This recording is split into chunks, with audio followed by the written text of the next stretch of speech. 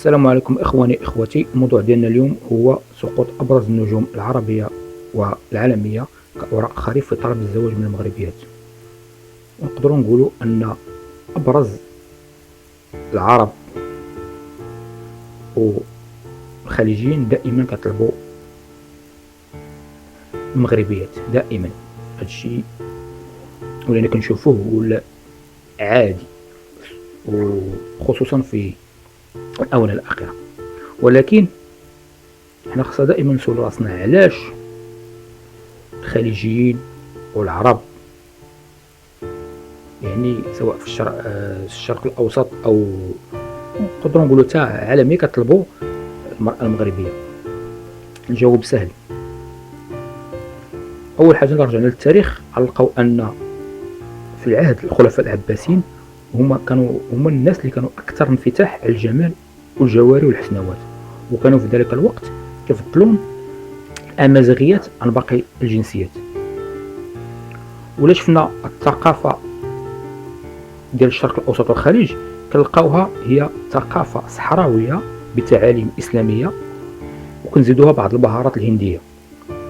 ولكن المرأة المغربية عندها ثقافة بوحدها والتركيبة ديالها بوحدها، يعني فيها عادات عربية إسلامية وعادة تعاليم إسلامية، وهادشي كله كيخلق فيها واحد العزة النفس ديالها، خصوصا أنها في مجتمع ملكي.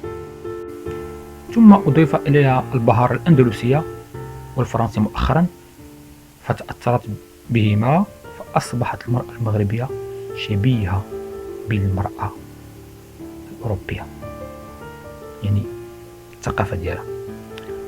وكذلك المرأة المغربية كتعشق الأنوثة ديالها أعلى درجة، كتبغي تلبس أحسن لباس سواء كان تقليدي أو عصري، تبغي تطبخ، كتهتم بالنظافة، كذلك كتهتم بالأطفال ديالها، حنونة جدا.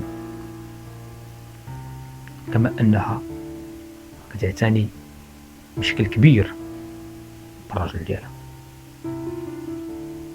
أما في فن الطبخ فهي ماهرة، كتقدم أحسن المأكولات سواء كانت عصرية أو تقليدية،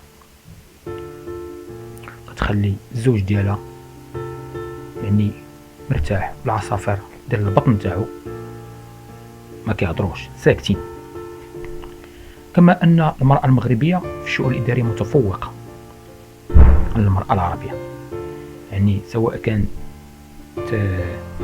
الإدارة العمومية أو منزلية أو شؤون الزوج ديالها. ومع عمرك ما كتلاحظ واحد الكسل، يعني في المرأة المغربية عكس المرأة الخليجية، كتلقى دائما كسلانة واخا السن ديالها كيكون صغير، يعني 20 22 23 سنة تقدر تلقاها كسلانة وخاملة.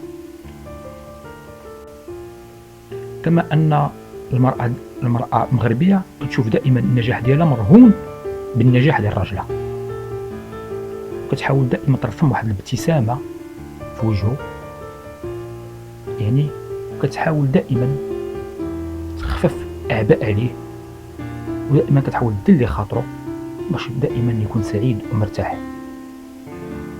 وهادشي كله أنا كنرجع دائما أن الثقافة لها دور كبير، لأن المرأة المغربية هي مزيج من ثقافة أمازيغية إسلامية عربية غربية، خلاوها كتاخد واحد الطابع خاص وأنها متفوقة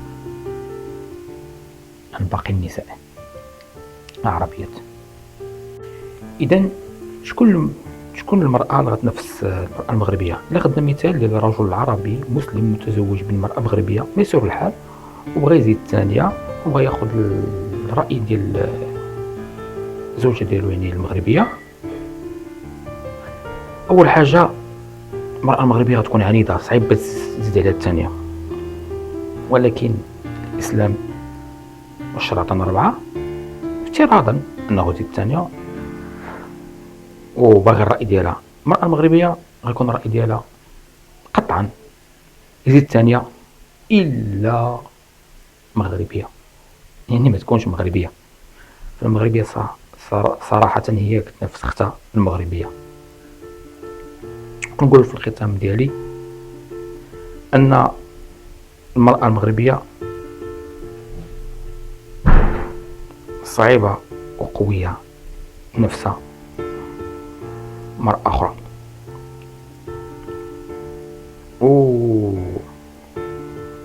والمرأة العربية ما كتلوم إلا نفسها، مخاصهاش تلوم المرأة المغربية. السلام عليكم ورحمة الله تعالى وبركاته.